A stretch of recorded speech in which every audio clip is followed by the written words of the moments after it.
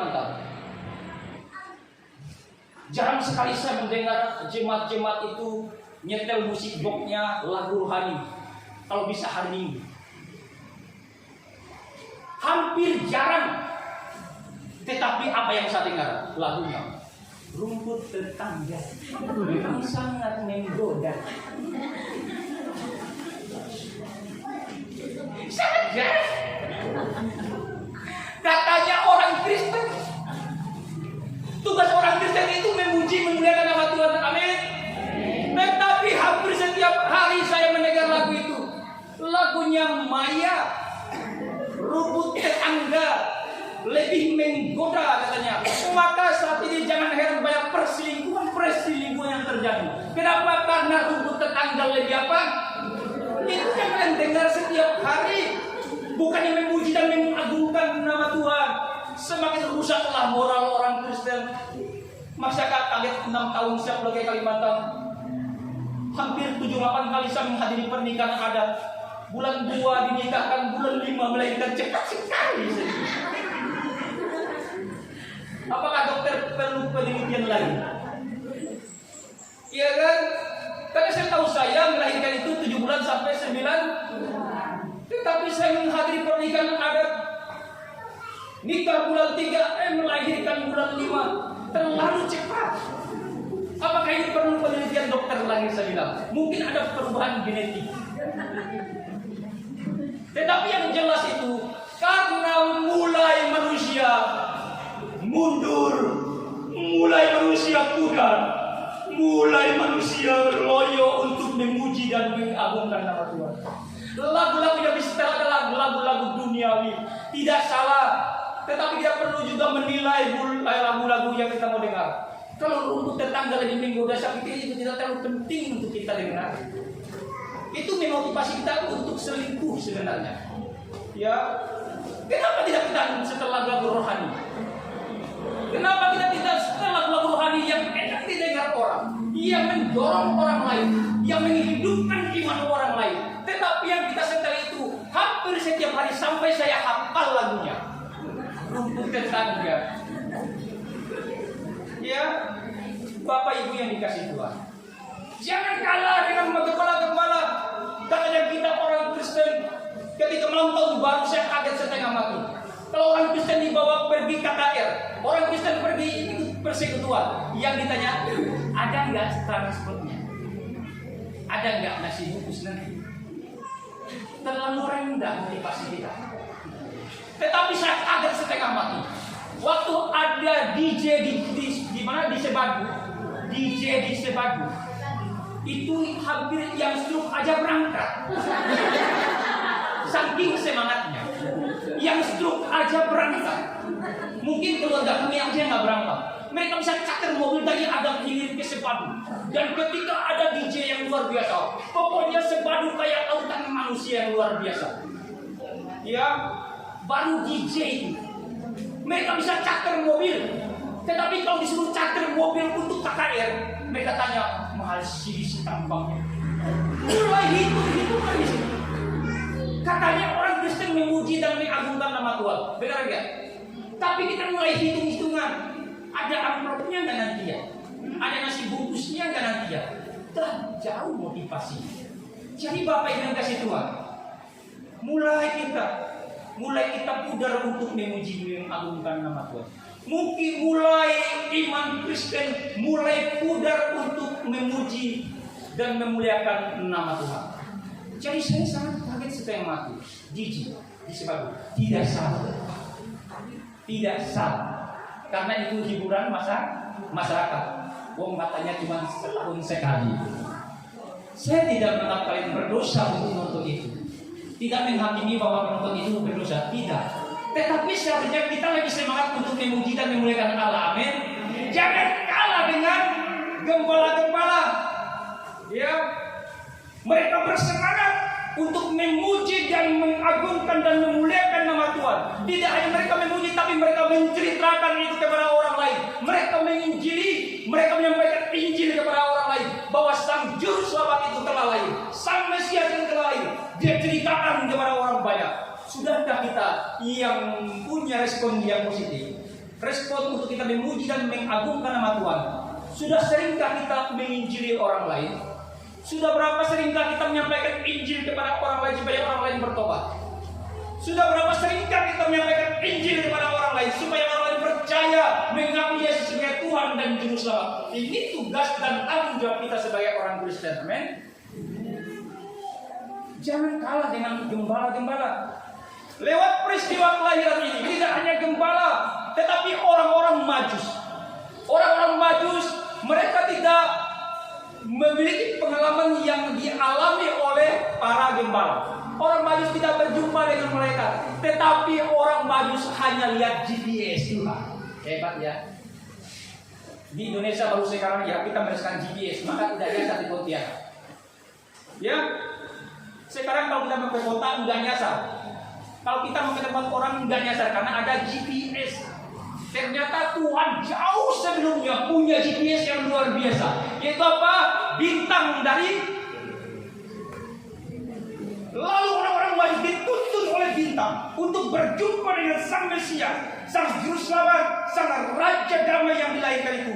Dan ketika mereka dituntun oleh bintang dari timur, dan akhirnya mereka berjumpa dengan Sang Mesias yang dilahirkan itu, dan akhirnya mereka berjumpa mendapatkan bayi itu di dalam palungan.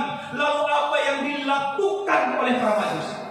Orang Majus bukan orang Kristen, orang Majus juga bukan beragama Yahudi. Orang Majus adalah orang Timur. Mereka memiliki kepercayaan tersendiri. Mereka ahli dalam perbintangan. Mereka ahli nujum.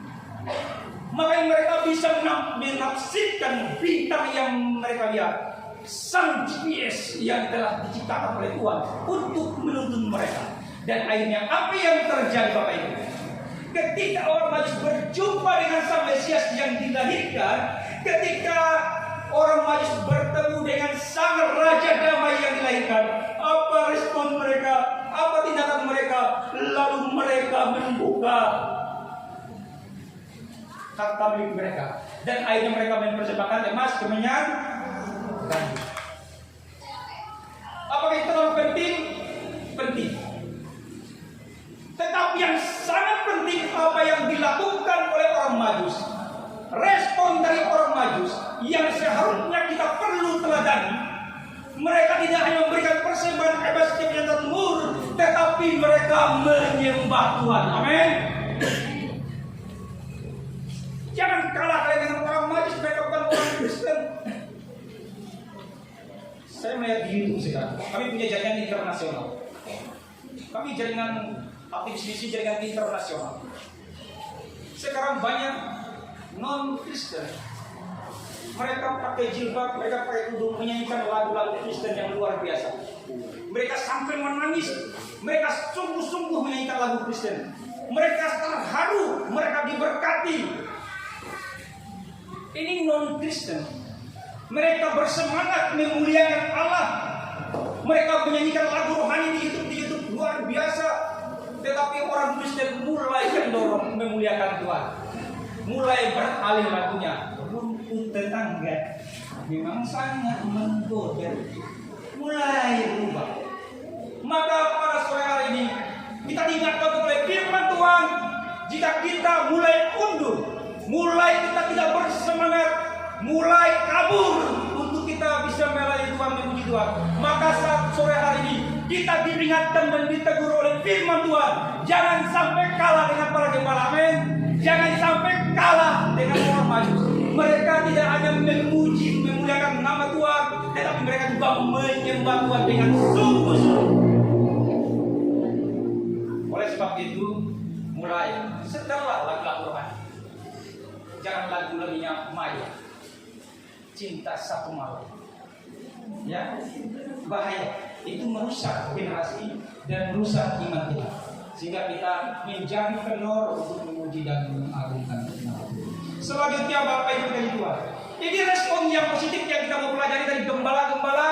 Ini respon positif yang kita mau pelajari dari orang-orang Majusi. Respon yang negatif, tapi tidak perlu kita lakukan, tapi perlu kita pelajari untuk menambah wawasan kita. Ketika Sang Raja Damai itu lahir, ketika Sang Juru Selamat itu lahir, Apa respon pemerintah? Apa respon imam-imam kepala? Apa respon ahli-ahli Taurat? Ahli-ahli Taurat adalah orang-orang yang beragama, yang ahli dalam kitab suci. Imam-imam kepala yang mengatur ritual di dalam peribadatan. Tetapi apa respon mereka? Dan apa juga respon dari pemerintah? Siapa yang mewakili pemerintah? Herodes. Herodes adalah seorang raja. Raja adalah presiden. Presiden adalah pemerintah yang mengatur jalannya pemerintah.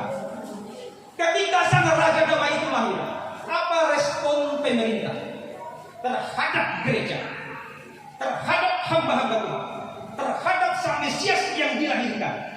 Ini juga pesan buat Ibu Margareta, karena dia mewakili sebagai anggota dewan dan dia duduk di dalam pemerintah.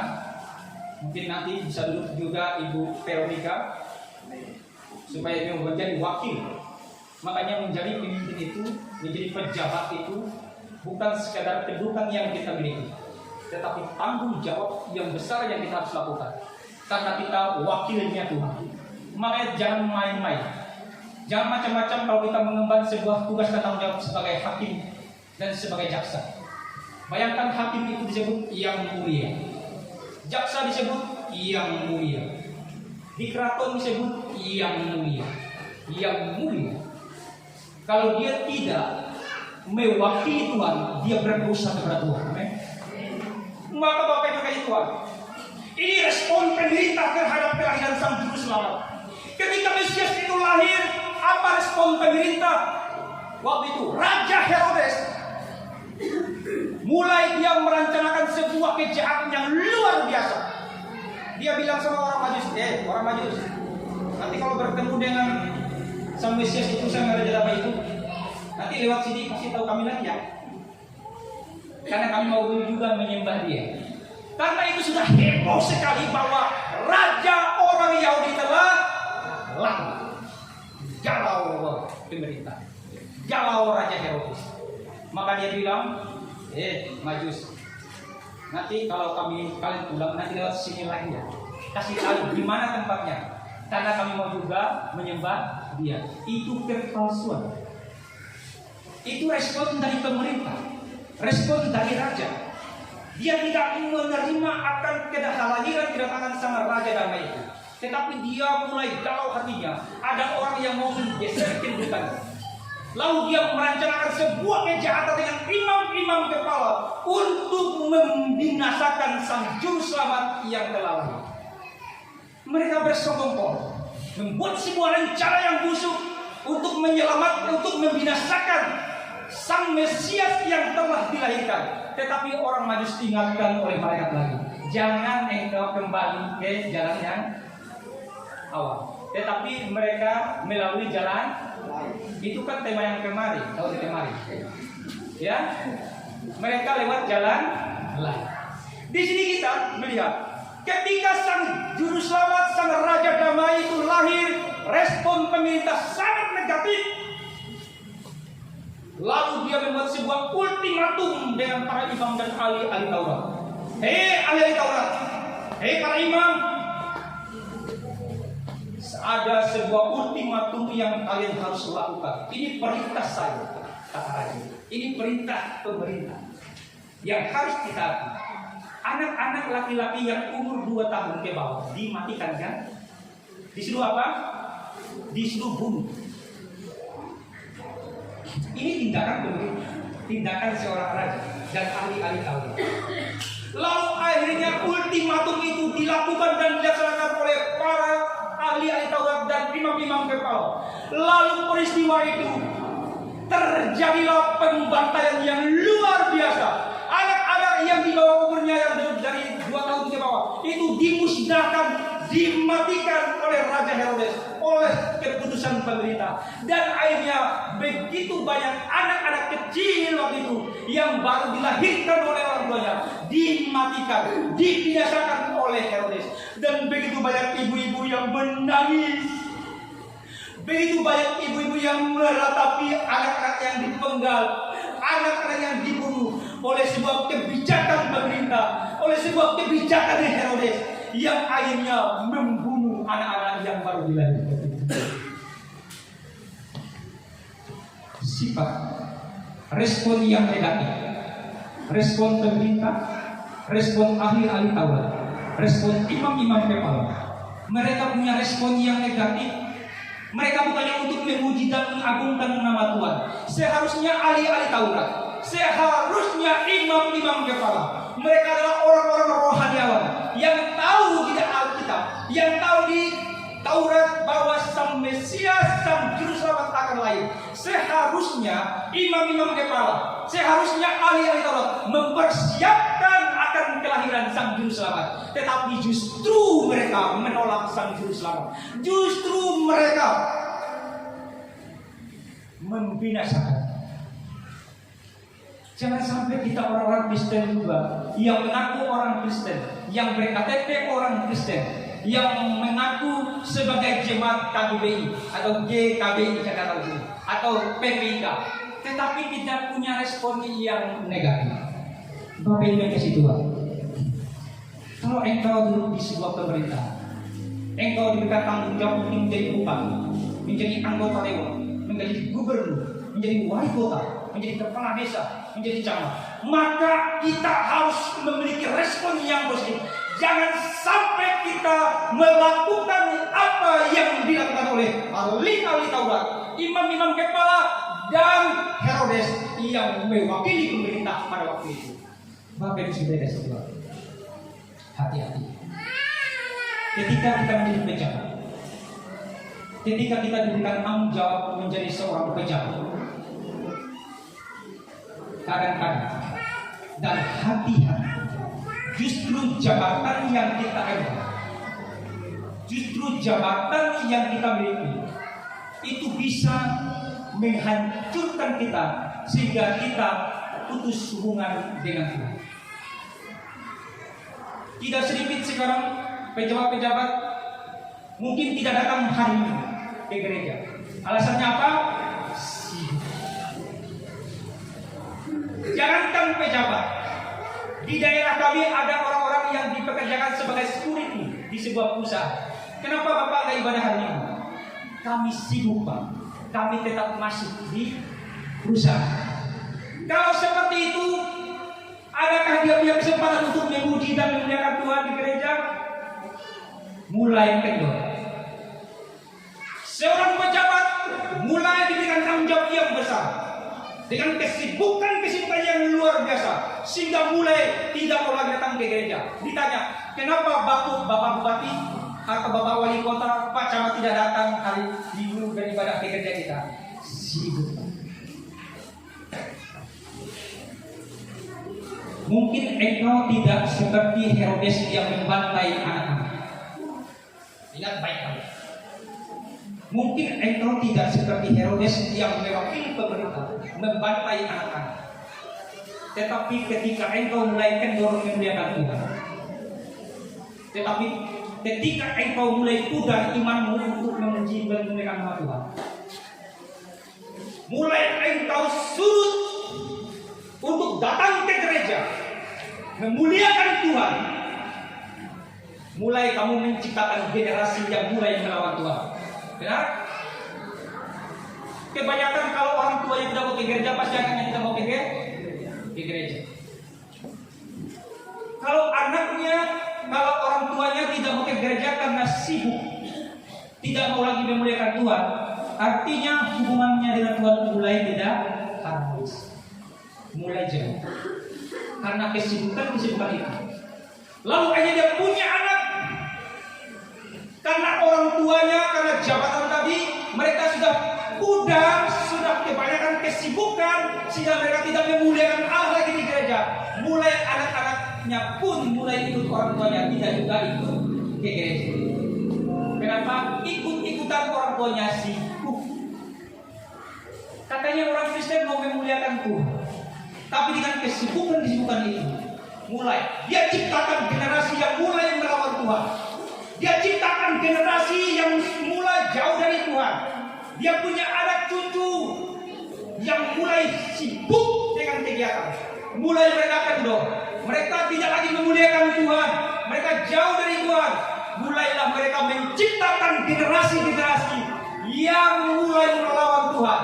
Generasi yang tidak Dan akhirnya, samakah apa yang kita lakukan seperti yang Herodes lakukan? Sama. Mungkin kita tidak membantai anak-anak dengan pedang, tetapi kita mulai membinasakan generasi kita, membinasakan anak cucu kita, sehingga anak cucu kita tidak mau lagi memuliakan Tuhan. Dan apa yang terjadi? Apa resikonya? Apa konsekuensi orang yang tidak memuliakan nama Tuhan? Dia binasa. Maka jangan kita menjadi Herodes masa itu yang bisa membinasakan generasi penerus kita lewat keturunan kita, lewat anak cucu kita. Dan jangan juga kita seperti imam-imam kepala, ahli-ahli Taurat. Mereka juga merencanakan sebuah kejahatan, merencanakan sebuah kebusukan, sehingga mereka mulai melawan Tuhan dan mereka mulai berkhianat kepada Tuhan. Oleh sebab itu Bapak Ibu Tuhan, kita sebagai orang-orang Kristen yang boleh hadir sore hari ini, diingatkan kita harus melakukan apa yang dilakukan oleh para gembala. Kita harus merespon, kita harus menyadari apa yang harus kita lakukan. Kita harus meneladani apa yang dilakukan orang-orang Majus, dan kita juga harus melakukan apa yang dilakukan oleh para malaikat di surga dan bala tentara surga. Mereka memuliakan Allah di tempat yang maha tinggi. Oleh sebab itu Bapak Ibu Tuhan, jangan kita punya respon yang negatif seperti Raja Herodes yang mewakili pemerintah. Mereka membinasakan anak-anak di bawah 2 tahun umurnya. Mereka bantai sehingga banyak orang yang menangis kehilangan anak-anak mereka. Dan jangan juga kita melakukan seperti yang dilakukan oleh para imam-imam kepala, ahli-ahli Taurat. Mereka mengaku orang percaya, mengaku orang beragama, tetapi tindakan dan respon mereka tidak seperti yang dilakukan oleh para gembala dan orang-orang Majus. Oleh sebab itu Tuhan, kami Bapak Ibu kasih Tuhan, di sore hari ini kita kembali diingatkan lewat peristiwa di mana Sang Mesias, Sang Raja Damai itu dihadirkan. Oleh sebab itu, bila renungan firman Tuhan, bila tema Natal di tahun 2023 menjadi rema dalam kehidupan kita, menjadi sebuah pegangan dalam kehidupan kita, dan kita harus lakukan ini dalam hidup kita pribadi lepas pribadi. Amin. Oleh sebab itu, mari kita ikrarkan tema kita pada sore hari ini. Kita akan ikrarkan, dan saya undang Bapak Ibu untuk bangkit berdiri semua. Biarlah pengikraran ini, tema tahun 2020 ini menjadi tema kita, dan kita harus merespon itu dengan baik dalam hidup kita. Kita akan baca bersama-sama dengan hitungan yang ketiga. 1, 2, 3. Kemuliaan bagi Allah dan damai sejahtera di bumi. Kita akan nyanyikan pujian. Ku beri kemuliaan. Kita nyanyikan pujian ini. Kita renungkan pujian ini, dan kita terus memuliakan Tuhan. Dan bila pujian ini menjadi sebuah doa kita kepada Tuhan, kita berkomitmen sungguh-sungguh memuliakan Tuhan di tahun 2024. Kalau Tuhan dimuliakan, Engkau yang mewakili pemerintah, Engkau yang mewakili hamba-hamba Tuhan, imam-imam Tuhan, hadirat Tuhan. Engkau orang Kristen, Engkau adalah biji pada Tuhan, Engkau adalah hamba-hamba Tuhan yang dipanggil bukan segala, dipanggil untuk keluar, memberitakan akan kabar keselamatan. Oleh sebab itu, kita menjadi kemuliaan. Ku beri kemuliaan dan hormat, buatkan suara pujian, buat Dia nama-Mu, beri kemuliaan dan hormat, buatkan suara pujian, buat Dia nama-Mu, Bapa besar, berbadan wajah, yang seperti remah, yang seperti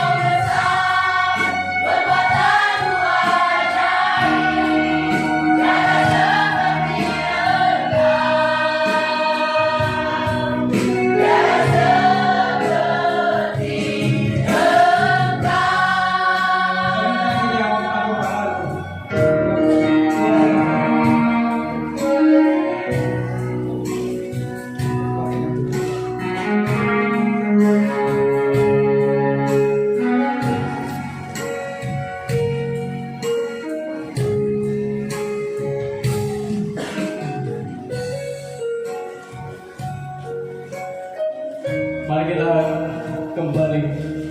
Kita satukan doa, kita satukan hati dan pikiran kita pada saat ini.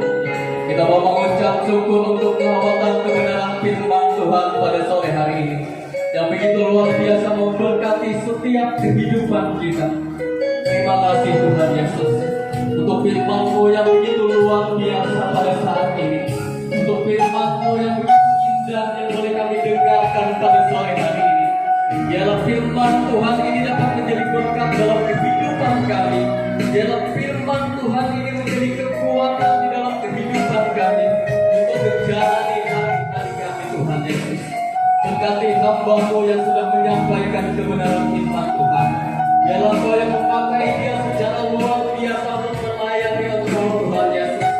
Bahkan Kau juga memberkati setiap keluarga, Tuhan. Biarlah melalui pelayanan yang beliau buat, banyak jiwa-jiwa yang dibenarkan. Terima kasih Tuhan Yesus, terima kasih Bapa di surga. Kami mengakhiri firman Tuhan ini hanya di dalam nama Tuhan Yesus. Kami berdoa, mengucap syukur.